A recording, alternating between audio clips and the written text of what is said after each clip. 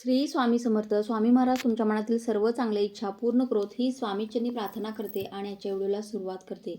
पहा, मार्गशीर्ष महिन्याला लवकरच सुरुवात होणार आहे. कार्तिक महिन्याची अमावस्या झाली की लगेच दुसऱ्या दिवसापासून सुरू होतो तो मार्गशीर्ष महिना. आणि या मार्गशीर्ष महिन्यामध्ये आपल्याला ह्या दोन झाडांना स्पर्श करायचा आहे, या दोन झाडांची सेवा करायची आहे. त्याचबरोबर मी एक मंत्र या व्हिडिओमध्ये सांगणार आहे, तर तो सुद्धा मंत्र आपल्याला त्या झाडाखाली बसून म्हणायचा आहे. त्यामुळे काय होईल की आपल्या जीवनामध्ये जे काही त्रास आहेत, जी काही संकटांचा सामना आपणास करावा लागत आहे, जे काही दारिद्र्य आहे, गरिबी आहे, तर या सर्वांपासून आपली सुटका होईल. ह्या सर्व गोष्टी आपल्या आयुष्यातून दूर जातील आणि आपल्या घरामध्ये सुख, शांती, समृद्धी, ऐश्वर्य यांची भरभराट होण्यास मदत होईल. त्यांचा कृपा आशीर्वाद आपल्यावरती राहील. तर या दोन झाडांची सेवा करायची आहे, हा मंत्र म्हणायचा आहे. कोणता मंत्र म्हणायचा आहे आणि कोणत्या दोन झाडांना स्पर्श हात करायचा आहे, हे मी आजच्या व्हिडिओमध्ये सांगणार आहे. त्यामुळे व्हिडिओ हा शेवटपर्यंत नक्की पहा. आणि तुम्ही जर माझ्या चॅनेलवरती नवीन असाल तर चॅनेलला नक्की सबस्क्राईब करा आणि व्हिडिओ पाहत असताना कमेंटमध्ये लिहा श्री स्वामी समर्थ. आणि सबस्क्राईबच्या बाजूचं बेल आयकॉनलाही प्रेस करायला अजिबात विसरू नका, जेणेकरून असेच धार्मिक व्हिडिओ आपल्यापर्यंत पोहोचतील. तर पहा, या पृथ्वी तलावरती अशी अनेक झाडं आहेत, अशी अनेक फुलं आहेत, फळं आहेत, जी कोणत्या ना कोणत्या देवीदेवतांना अत्यंत प्रिय आहेत. आणि अशा झाडांमध्ये कोणते देवीदेवता वास्तव करतात याची सुद्धा माहिती आपणास असणं आवश्यक आहे. आणि हे जर माहिती असेल तर या झाडांची सेवा आपल्या हातून जर घडली तर त्यांचा कृपा आशीर्वाद हा आपल्या जीवनावरती नक्कीच प्राप्त होत असतो. त्यामुळे अशी माहितीसुद्धा आपणास असणं आवश्यक आहे. पहा, जसं की जास्वंदाचं फूल आहे ते गणपती बाप्पांना अत्यंत प्रिय आहे. कमळाचं फूल, गुलाबाचं फूल जे आहे ते माता लक्ष्मीला अत्यंत प्रिय आहे. त्याचबरोबर माता लक्ष्मीला गोकर्णाचं जे फूल आहे जांभळ्या रंगाचं, तर ते सुद्धा अत्यंत प्रिय आहे. शेवंतीचं फूल अत्यंत प्रिय आहे. तर ही फुलं माता लक्ष्मीला अत्यंत प्रिय आहेत.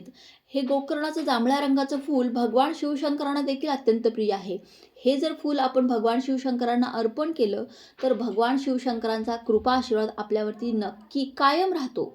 त्यामुळे अशी फुलं, फळं कोणत्या देवीदेवतांना अत्यंत प्रिय आहेत, कोणत्या झाडांमध्ये ह्या देवीदेवतांचा वास असतो, हे आपणास माहिती असणं आवश्यक आहे. आणि हेच मी आजच्या व्हिडिओमध्ये सांगणार आहे. तर कोणती झाडं आहेत पहा. पहिलं झाड जे आहे तर ते म्हणजे आवळ्याचं झाड. आवळ्याच्या झाडामध्ये साक्षात माता लक्ष्मी आणि भगवान श्रीहरी श्री विष्णूंचा वास असतो. लक्ष्मी नारायणांचं ते झाड म्हणून ओळखलं जातं. या झाडामध्ये साक्षात लक्ष्मी नारायण वसलेले असतात. त्यामुळे या झाडाची जर पूजा आपण मार्गशीर्ष महिन्यात जर केली तर नक्कीच त्यांचा कृपा आशीर्वाद आपल्यावरती राहतो, आपल्या घरावरती राहतो आणि चिरकाल माता लक्ष्मी आपल्या घरामध्ये स्थिर वास्तव स्वरूपात राहते. पहा, मार्गशीर्ष महिना जो आहे तो भगवान श्रीहरी श्री विष्णू आणि माता लक्ष्मीलाच समर्पित आहे. असे महिने आहेत तर ते प्रत्येक देवीदेवतांना समर्पित असतात. वार जे आहेत ते कोणत्या देवीदेवतांना समर्पित आहेत हे सुद्धा माहिती असणं आवश्यक आहे. जसं की सोमवार भगवान शिवशंकरांना समर्पित आहे, गुरुवार भगवान श्रीहरी श्री विष्णूंना समर्पित आहे, शुक्रवार आहे माता लक्ष्मीला समर्पित आहे. असे जे वार आहेत, बुधवारी श्री गणेश बाप्पांची आपण सेवा करत असतो. ह्या वारांदिवशी आपण त्या त्या देवीदेवतांची सेवा केली तर त्यांचे कृपा आशीर्वाद आपल्यावरती राहतात. आणि कोणत्या महिन्यामध्ये कोणत्या देवीदेवतांची सेवा करावी हे सुद्धा माहिती असणं आवश्यक आहे. साक्षात भगवान श्रीकृष्णाने भगवद्गीतेमध्ये सांगितलेलं आहे की आवळ्याचं जे झाड आहे तर ते मी स्वतः आहे. त्यामुळे ह्या आवळ्याच्या झाडाला जर आपल्याला ह्या मार्गशीर्ष महिन्यामध्ये स्पर्श करण्यास मिळाला, ह्या मार्गशीर्ष महिन्यामध्ये या झाडाची सेवा करण्यास मिळाली, तर याच्या इतकं पुण्य कुठे आपल्यास प्राप्त होणार नाही. कारण ह्या झाडाची पूजा केल्यामुळे अखंड वास्तव माता लक्ष्मीचं आपल्या घरामध्ये राहतं. कारण भगवान श्रीहरी श्री विष्णूंची ज्या घरामध्ये सेवा होते, ज्यांच्या हातून सेवा होते, त्यांच्यावरती माता लक्ष्मीचा कृपा आशीर्वाद नक्की होतोच होतो. त्यामुळे आवळ्याच्या झाडाची आपल्याला पूजा करायची आहे. आवळ्याच्या झाडाखाली आपल्याला एक दिवा प्रज्वलित करायचा आहे, तुपाचा दिवा प्रज्वलित करायचा आहे. आणि त्याचबरोबर एक कलश भरून पाणीसुद्धा घेऊन जायचं आहे आणि आपल्याला थोडीशी हळद घेऊन जायची आहे. आता भगवान श्रीहरी श्री विष्णूंना जी अत्यंत प्रिय आहे ती हळद आहे.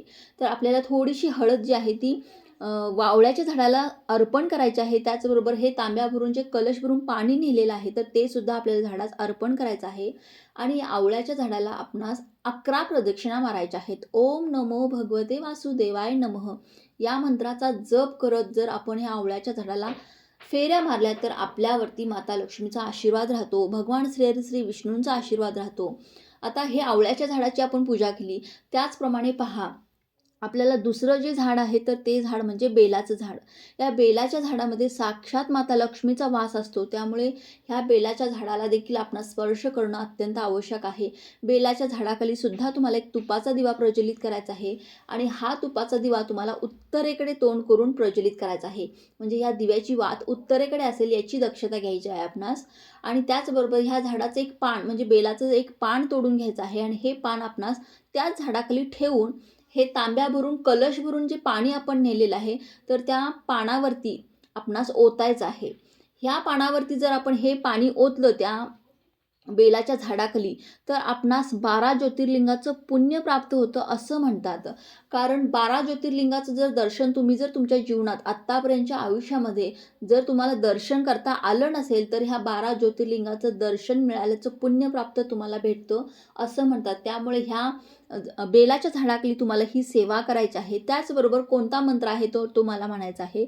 कमलात्मक मंत्र जो आहे माता लक्ष्मीचा तर तो तुम्हाला म्हणायचा आहे. ओम श्रीं ह्रीं श्रीं ह्रीं कमले कमलालये प्रसिद्ध प्रसिद्ध श्रीं ह्रीं श्रीं महालक्ष्मी नमः. हा मंत्र जो आहे कमलात्मक मंत्र तर तो तुम्हाला या मंत्राचा जप करायचा आहे. माता लक्ष्मी आपल्यावरती अखंड स्वरूपात कृपा आशीर्वाद राहतो. अखंड स्वरूपात आपल्या घरावरती वास्तव करते घरामध्ये. या प्रकारे आपल्याला ह्या 2 झाडांना स्पर्श करायचा आहे. त्याचप्रमाणे पहा ही 2 झाडं जर आपल्या आजूबाजूला नसतील तर कोणत्या बाकीच्या झाडांना आपण स्पर्श करू शकतो. तर त्यातलं एक पहिलं झाड म्हणजे पिंपळाचं झाड. पिंपळाच्या झाडामध्ये सुद्धा भगवान श्रीहरी श्री विष्णूंचा वास असतो. दुसरं झाड शमीचं झाड, वडाचं झाड आणि तुळशी मातेचं झाड जे प्रत्येकाच्या घरीदारी असतं. तर ह्या तुळशी मातेच्या झाडाची सुद्धा आपणास सेवा करायची आहे आणि स्पर्शसुद्धा करायचा आहे. पिंपळाच्या झाडाची सेवा आणि शमीचं झाड जर तुम्ही तुमच्या घरी जरी लावलं तरीसुद्धा साक्षात माता लक्ष्मी तुमच्या घरामध्ये कायमस्वरूपीरित्या वास्तव करते असं म्हणतात. त्यामुळे ही जी काही झाडं मी सांगितलेली आहेत तर या झाडांना तुम्हाला मार्गशीर्ष महिन्यामध्ये स्पर्श करायचा आहे, सेवा करायची आहे आणि या मंत्रांचा जपसुद्धा तुम्हाला करायचा आहे.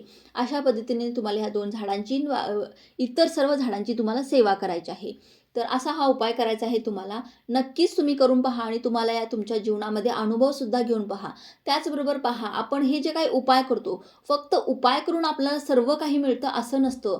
त्याचबरोबर आपले कष्टसुद्धा, आपली मेहनतसुद्धा तितकीच हवी असते आपल्या मनातील इच्छापूर्तीसाठी. कारण जबरदस्त इच्छाशक्ती आहे, तर ती करण्यासाठी आपली मेहनतसुद्धा तितकीच हवी असते. कारण मेहनतीशिवाय या पृथ्वी तलावरती कधीच कोणाला काहीच भेटत नसतं.